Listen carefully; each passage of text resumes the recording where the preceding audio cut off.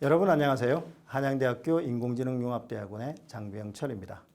이번 시간에는 컴퓨터는 어떻게 세상을 인식하는가라는 주제를 가지고 여러분들과 함께 공부해 보도록 하겠습니다. 조금 더 구체적으로는 컴퓨터가 세상을 인식하는 방법 중에 센서의 동작 방식에 대해서 조금 더 집중해서 보도록 하겠습니다. 지금 보고 계신 사진의 주인공이 누구인지 아시겠습니까? 아는 분들도 있고 모르는 분들도 계실 것 같은데요. 지금 보고 계신 사진의 주인공은 인공지능의 개척 시대에 중요한 역할을 하셨던 앨런 튜링이라는 학자입니다. 아마 여러분들 중에 이 앨런 튜링을 아시는 분은 영화에서 많이 보셨을 텐데요. 이미테이션 게임이라는 영화에서 베네딕트 컴버비치가 주인공을 맡았을 때 그 역할이 바로 앨런 튜링의 역할이었습니다. 영화에서 앨런 튜링이 얘기하죠. 형사와 대담을 하는 도중에 기계도 생각할 수 있을까라는 유명한 대사를 형사에게 해줍니다. 형사는 한참 머뭇거리고 있을 때 베네딕트 컴버비치가 얘기를 해줍니다. 기계도 우리가 보는 것처럼 보고 듣고 느끼고 생각할 수 있을까요? 여러분들에게도 오늘 똑같은 질문을 해보고 싶습니다. 여러분들이 생각하기에 지금 인공지능 시대가 도래했는데요. 우리가 알고 있는 그 인공지능도 우리와 비슷하게 듣고 우리가 생각하는 것처럼 생각하고 우리가 말하는 것처럼 생각하고 말할 수 있을까요? 자, 이 정답은 사실은 우리가 어떤 정답이 구체적으로 있는 건 아니지만 이 영화에서 베네딕트 컴버비치가 얘기했듯이 정답은 사실은 생각할 수 있지만 우리가 보고 듣고 느끼는 방식과는 조금 다른 방식으로 생각하고 듣고 말할 수 있다라고 얘기할 수 있습니다. 자, 그러면 실제 우리가 알고 있는 인공지능 시스템이 어떻게 우리와 비슷하게 느끼고 또는 말하고 세상을 인식하는지 조금 구체적으로 살펴보도록 하겠습니다. 일단 가장 중요한 기능을 하는 것이 센서입니다. 이 센서는 정기적 장치로 우리가 살고 있는 주변의 여러 가지 환경을 지각하는 데 사용을 합니다. 여기서 우리가 좀 돋보아야 될, 즉 자세히 보아야 될 단어가 있는데 지각이라는 단어와 인식이라는 단어입니다. 사실은 학자들마다 여러 가지 종류의 정의를 내리고 있지만 여기서는 제가 오늘 말씀드리는 지각과 인식은 지각이라는 단어는 무언가 보고 또는 무언가 이 장치를 이용해서 뭔가 잡아냈지만 그것이 무엇인지를 모르는 상태를 지각이라고 하고요. 인식은 예를 들어서 내가 어떤 것을 보았다면 그게 무엇인지까지를 깨달은 상태를 인식이라고 정의하고 오늘 이 시간을 진행해 보도록 하겠습니다. 자, 그러면 센서는 어떤 역할을 하느냐? 그림에서 보는 것처럼 환경 정보인 빛, 그리고 소리, 그리고 온도, 습도 같은 여러 가지 종류의 값들을 잡아내는 역할, 즉 캐치해내는 역할을 바로 센서가 하는 겁니다. 자, 물론 이 센서는 여기에 보여지는 환경 정보 외에도 다양한 종류의 정보들을 캐치해서 컴퓨터에게, 즉 인공지능 역할을 하는 장치에게 전달해주는 역할을 합니다. 자, 이렇게 센서가 받아낸 신호들은 기본적으로 우리가 알고 있는 정보 중에 아날로그 정보라고 합니다. 컴퓨터 내부에서 이 아날로그 정보를 처리할 수가 없으니까요. 디지털 정보로 변환하는 작업을 먼저 수행을 하고요. 그리고 센서가 받아낸 아날로그 정보를 디지털 정보로 바꾼 다음에 이 디지털 정보를 이용해서 인공지능 모델들이 우리가 필요로 하는 인식 과정을 거치는 겁니다. 예를 하나 들어보겠습니다. 우리가 지나가는 개와 고양이를 구별해 주는 인공지능 모델을 만들었다고 가정을 해봅시다. 자, 그러면 먼저 카메라라는 센서가 빛을 이용해서 지나가는 강아지 또는 지나가는 고양이를 센서가 전기적 신호를 받아내겠죠. 그 전기적 신호를 컴퓨터가 처리할 수 있는 디지털 신호로 바꾼 다음에 이것이 개이다 또는 고양이이다를 구별해주는 인식 작업은 인공지능 모델이 하는 겁니다. 자, 그리고 만약에 이 인공지능 모델이 무언가 결과를 우리에게 다시 얘기를 해주거나 어떤 동작을 해야 된다면 액추에이터라는 동작 기기가 이 역할을 담당하는 거죠. 그냥 말만 해줘도 된다면 개입니다 또는 고양이입니다라고 얘기해 줄 때는 액추에이터는 스피커라는 장치가 액추에이터의 역할을 대신해 줄 거고요.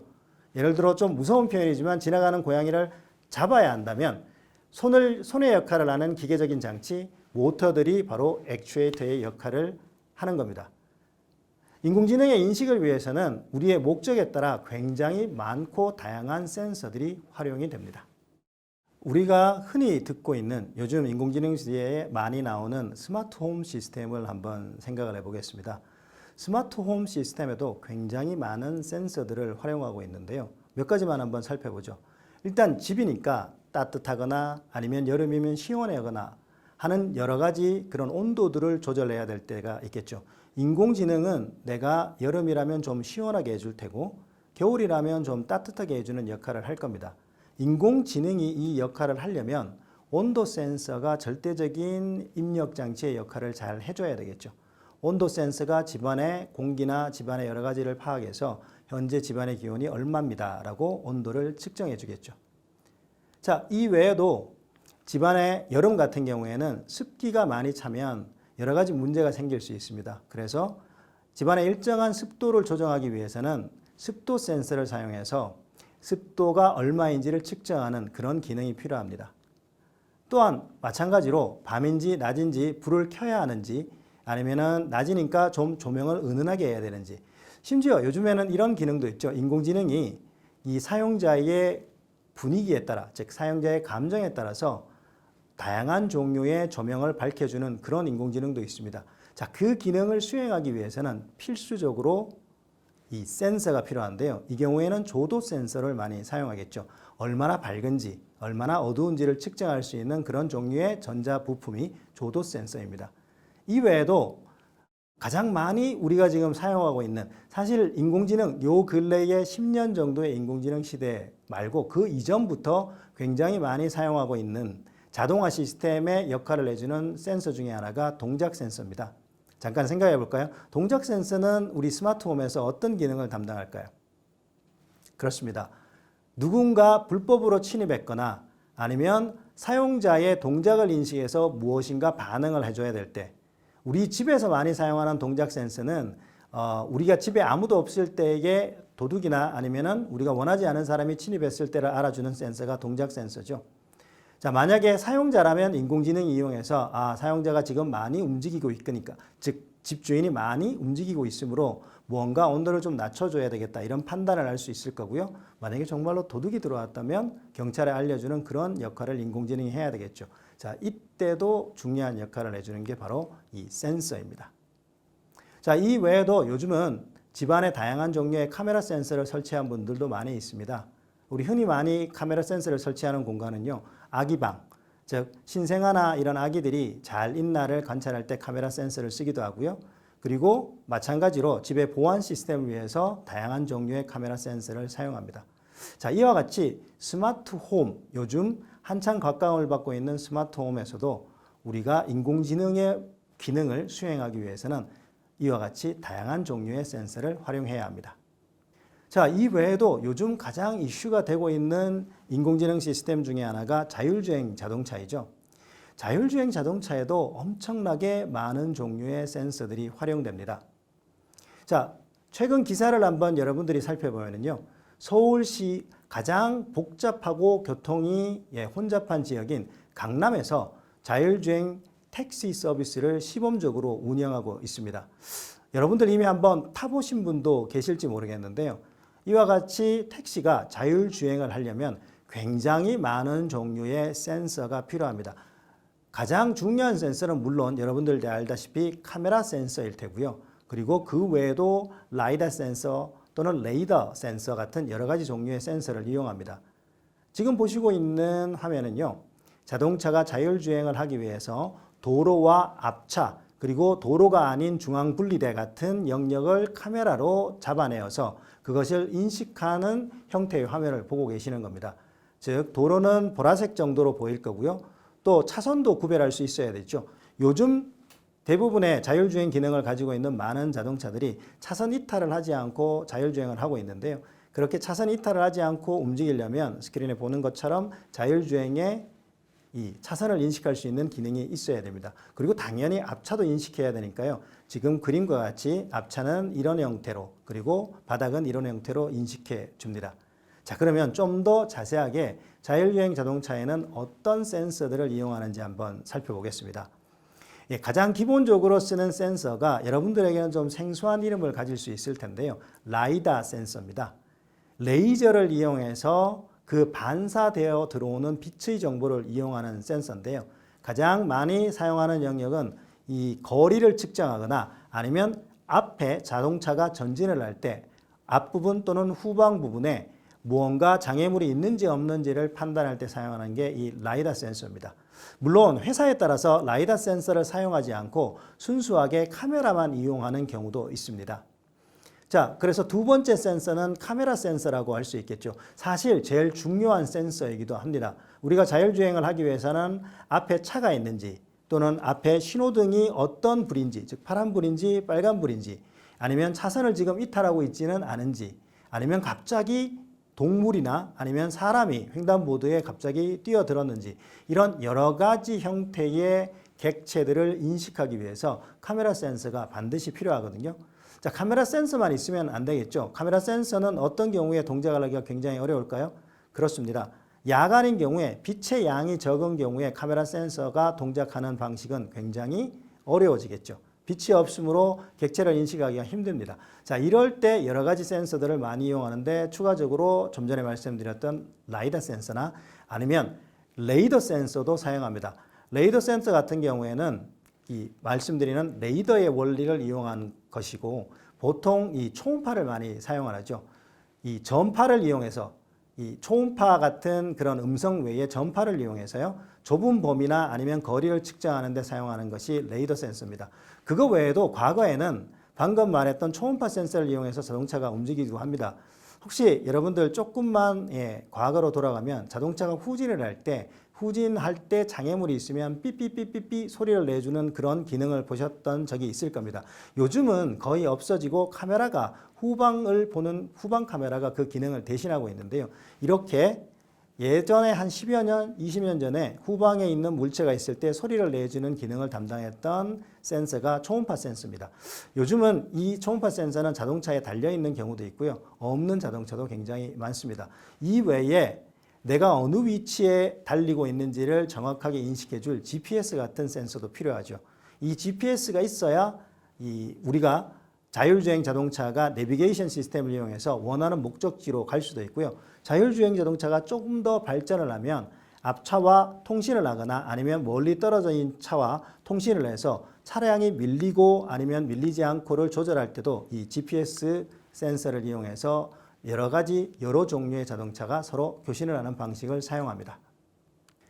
자, 그러면 이제 실제 센서를 이용해서 인공지능이 어떻게 영상 같은 것을 인식하는지 조금 자세하게 한번 살펴보도록 하겠습니다. 자, 여기서 먼저 환경이라는 제가 단어를 썼는데요. 모나리자 사진을 인식해야 되는 저 모나리자 사진 자체가 또는 모나리자 외에 사람이라면 사람 자체가 환경이 되겠습니다. 우리가 인식해야 될 환경이죠. 지금 보는 화면에서는 주로 어떤 센서가 사용될까요? 좀 전에 말씀드린 센서 중에 카메라 센서가 이용이 되겠죠. 자, 카메라 센서를 이용해서 환경, 즉 영상을 가져옵니다. 그 역할을 해주는 센서가 카메라고요. 그리고 난 다음에 만약에 지금과 같이 모나리자 얼굴이라면 모나리자를 좀 인식을 해줘야 되겠죠. 자, 그렇게 해서 모나리자 얼굴을 우리가 파악해야 된다는 목적성을 가지고 있으면 먼저 전체 화면에서 얼굴을 탐지한 다음에 그리고 얼굴의 각양각색의 특징을 탐지해야 되겠죠.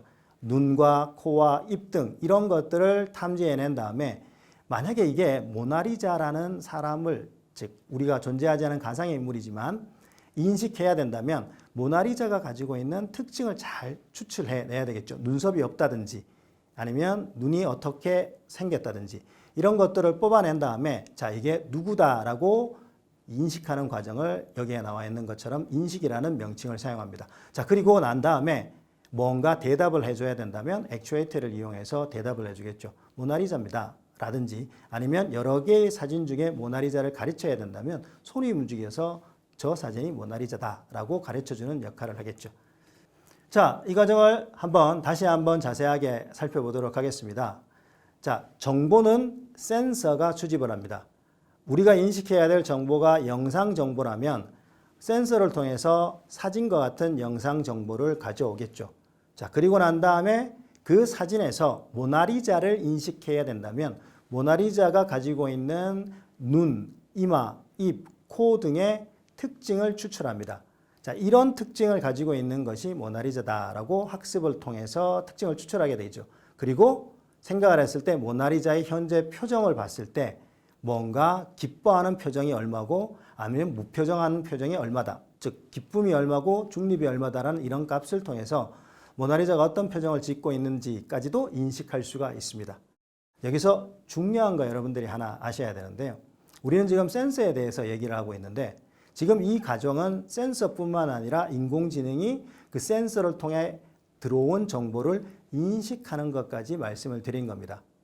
중요한 것은 정보는 센서가 수집하지만 모나리자의 표정이 어떠하든지 또는 모나리자가 어느 그림이 모나리자라든지를 인식하는 것은 센서가 하는 일은 아닙니다. 즉 인공지능이 센서가 수집해온 정보를 이용해서 처리하는 역할을 하는 것이 바로 인식의 기능입니다. 네, 지금 우리는 인공지능의 주요한 부품 중에 하나인 센서에 대해서 공부를 하고 있는데요. 우리가 눈으로 보고 귀로 듣고 하는 것처럼 인공지능 시스템도 센서를 이용해서 무언가 보고 무언가 듣는 그런 기능을 할 수 있게 됩니다. 자, 그런데 만약에 우리가 눈을 다쳐서 눈의 기능이 좀 저하되거나 아니면 눈을 쓸 수가 없다거나 아니면 귀를 좀 다쳐서 귀의 기능, 즉 듣는 기능을 못한다면 우리도 굉장히 불편해지잖아요. 그것처럼 자율주행 자동차 같은 시스템에서의 센서가 고장나면 어떤 일이 벌어질까요? 지금 보는 화면은 T사, 미국에서 자율주행 자동차로 유명한 T사의 교통사고 사례입니다. 고속도로를 T사의 자동차가 직진 주행을 하고 있는 과정에서 운전자는 자율주행을 맡겨서 운전자가 핸들을 조작하지 않고 자율주행 모드로 운행하고 있었습니다. 그 맞은편에서 오던 트레일러가 있었는데요. 이 트레일러는 중앙분리대를 건너서 좌회전을 시도하고 있었는데 T사의 자율주행 자동차가 브레이크를 밟지 않고 즉 감속하지 않고 계속 주행을 하다가 트럭의 꼬리 부분 즉 뒷부분을 충돌한 그 사고였습니다. 사실 이 사고는 지금 제가 자세하게 말씀을 드렸는데요. 센서인 라이다나 센서인 카메라가 인식을 제대로 못해서 즉 센서 자체가 고장나서 사망 또는 사고가 난 사례는 아닙니다. 이 사고의 결과가 굉장히 좀 심각했는데 운전자가 사망을 했습니다. 자, 이 사고는 사실은 카메라라는 센서는 제대로 동작을 했지만 인공지능 시스템이 반대쪽에 오는 그 커다란 트럭을 제대로 인식을 못하고 하늘과 즉 파란색 구름이 섞여 있는 하늘과 인식을 못해서 정확하게 트레일러를 파악하지 못해서 생긴 사고 중에 하나입니다. 자, 물론 제가 지금 말씀드린 이 T사의 자율주행 사고는 카메라는 정상 동작을 했지만 인공지능 시스템이 올바르게 인식을 못해서 생긴 사고이기는 합니다. 자, 그렇지만 실제 우리가 사용하고 있는 또는 미래에 사용해야 될 인공지능 시스템이 센서를 기반으로 한다면 다양한 종류의 문제가 일어날 수도 있습니다. 예를 들어서 자율주행 자동차에 있는 여러 가지 센서가 자율주행 자동차가 흙길이나 아니면 자갈길을 달려서 먼지나 아니면 모래 아니면 진흙에 의해서 그 센서가 덮이게 된다거나 카메라인 경우에는 렌즈가 덮이면 전혀 전방을 인식할 수가 없겠죠. 또는 센서 자체의 물리적인 한계 때문에 뭔가를 제대로 지각하지 못할 때도 있습니다. 인공지능 자율주행 자동차의 사고 사례를 살펴보았는데요. 사실은 그 사고에서 중요한 것은 센서는 정상 동작을 했지만 인식이 제대로 이루어지지 않아서 생긴 사고이기도 합니다. 자, 그러면 센서 자체에 오류나 문제가 생길 수는 없는 걸까요? 사실은 센서도 여러 가지 종류의 한계를 가지고 있습니다. 보시는 그림처럼 센서에 이물질이 묻어서 센서 자체가 동작을 하지 못하는 경우도 있고요. 그리고 센서의 역량 때문에, 즉 센서의 기능의 한계 때문에 제대로 인식 기능을 하지 못하는 경우도 있습니다.